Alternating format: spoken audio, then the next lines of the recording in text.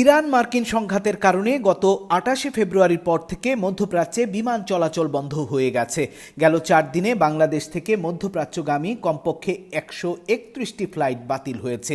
এর মধ্যে যুদ্ধ শুরুর দিন শনিবার ২৩টি, রোববার ৪০টি, সোমবার ৪৬টি এবং মঙ্গলবার দুপুর পর্যন্ত ২২টি ফ্লাইট বাতিল হয়।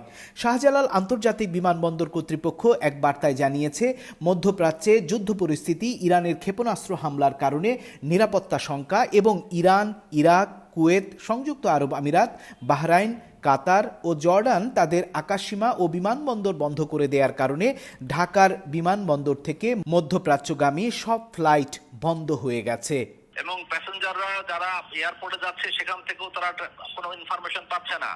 আমরা এয়ারলাইন্সে যোগাযোগ করছি, তারাও আমাদেরকে সঠিক ইনফরমেশন দিতে পারছে না। এখন কি হবে একমাত্র বলা মুশকিল, কারণ এটা তো ডিপেন্ড করছে একটা দেশের বিষয় না, আমাদের দেশের বিষয় না, এটা ডিপেন্ড করছে কয়েকটা দেশের বিষয়। বাতিল ফ্লাইটের মধ্যে রয়েছে Biman Bangladesh airlines, US Bangla, Emirates, Qatar airways, Gulf air, fly Dubai, air Arabia, Salam air, Kuwait airways ও জাজিরা এয়ারওয়েজের ফ্লাইট রয়েছে। ১৫০ ফ্লাইট যেটা মিডল ইস্টগামী ছিল, ম্যাক্সিমাম ফ্লাইট বন্ধ এবং মিডল ইস্টের টোটাল ফ্লাইট বন্ধ। শুধু তাই তো না, আমাদের এখানে প্যাসেঞ্জার এখান থেকে ওমরা করে লন্ডন যেতে পারে, ওমরা করে সৌদি আরব যেতে পারে, আমেরিকা যেতে পারে, ওমরা করে অন্য দেশে যেতে পারে, সেই ফ্লাইটও বন্ধ, যেতে পারছে না তারা। এসব ফ্লাইট বাতিলের কারণে যেসব প্রবাসী কর্মী, শ্রমিক এবং ব্যবসায়ীরা ছুটি কাটাতে দেশে এসেছিলেন তারা পড়েছেন চরম বিপাকে।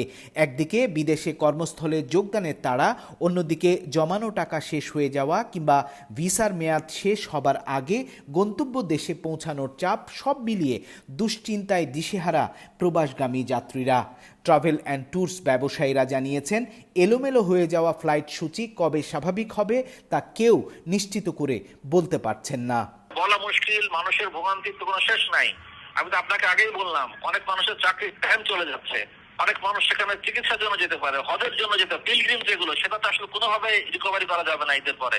তবে বাংলাদেশ থেকে চীন, জাপান, মালয়েশিয়া, সিঙ্গাপুর ও অস্ট্রেলিয়াগামী সব ফ্লাইট স্বাভাবিকভাবেই চলাচল করছে।